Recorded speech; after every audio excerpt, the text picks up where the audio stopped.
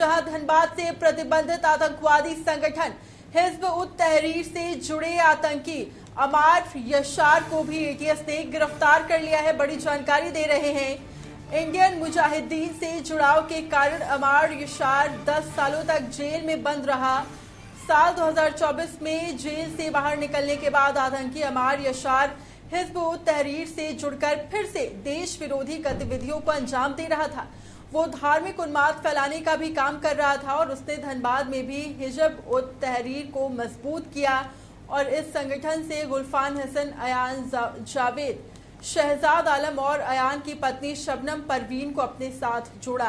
पिछले दिनों इन चारों की गिरफ्तारी वासेपुर से एटीएस ने की थी और पूरे मामले में सभी के पास से कई धार्मिक उन्माद फैलाने वाले दस्तावेज और डिजिटल गैजेट्स मिले थे। साथ ही 2 पिस्टल और 12 कारतूस भी बरामद किया गया था। डीजीपी अनुराग गुप्ता ने बताया कि हिजब उत तहरीर संगठन विदेश से ऑपरेट हो रहा है और इसके उस कनेक्शन के तार को खंगाला जा रहा है। मेन रूप से एक बैंड प्रतिबंधित संगठन है जिसका नाम है HUT, हिजब उत तहरीर। तो ये चारों लोग जो पकड़े गए हैं, बल्कि 5 लोग पकड़े गए, 4 पहले और 1 बाद में। ये 5 लोग जो है वो HUT से कनेक्टेड थे। जो है ये 2014 में जोधपुर में गिरफ्तार हुआ था इंडियन मुजाहिदीन का सदस्य होने के चलते और 2024 में छूटा था। और छूटने के तुरंत बाद इसने फिर से इस प्रकार की हरकतें शुरू कर दी।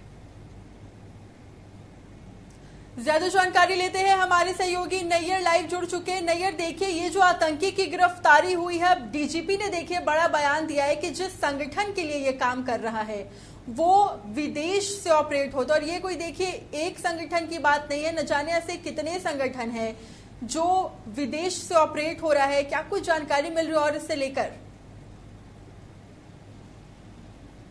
जी बिल्कुल, देखिए जो विदेशों से जो जिसका संचालन हो रहा है उसमें हिजब उत तहरीर जिसमें गिरफ्तारी भी हुई है, तो हम कह सकते हैं कि झारखंड एटीएस के लिए बड़ी सफलता है। क्योंकि जो हिजब उत तहरीर है, इंडियन मुजाहिद एक तरह से जो सरकार ने एक तरह से काफ़ी कड़ा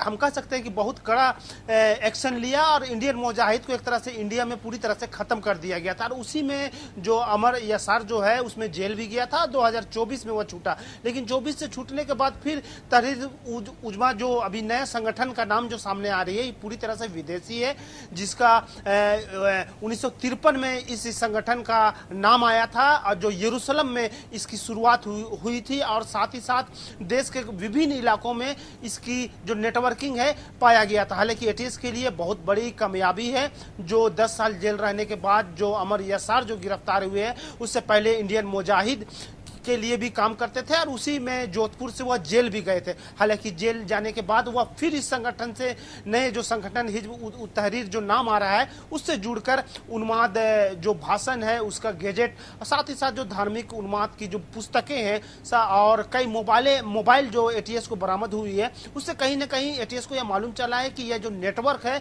एक तरह से आस्ते आस्ते अपना पैर पसार रही थी। और यहाँ तक कि जो अभी एटीएस की जो जांच है, एटीएस की जांच में यह मालूम किया जा रहा है कि कहीं यह दूसरे देशों से भी तो नेटवर्किंग नहीं हो रही है, इसका कनेक्शन तो नहीं है। हालांकि एटीएस इसकी जांच कर रही है और उसी में जो यासिर जो अमीर जो यासर जो गिरफ्तार हुआ है उसमें एक बड़ी कामयाबी हम कह सकते हैं एटीएस के लिए। क्योंकि इसकी गिरफ्तारी के बाद बहुत से ऐसे राज खुल सकते हैं जो इंडिया में हो रहा है कि और कौन कौन से आतंकी संगठन है और कौन कौन से लोग इससे जुड़े हुए हैं और गैजेट में क्या क्या चीज है। यानी कि हम कह सकते हैं कि अब एक एटीएस के लिए एक नया खुलासा करने वाली चीज है इनकी गिरफ्तारी के बाद। रितिका, बिल्कुल, मतलब परत दर परत धीरे धीरे और इस पूरे मामले को लेकर खुलासे हो रहे हैं। बहुत बहुत शुक्रिया नैयर तमाम जानकारी देने के लिए।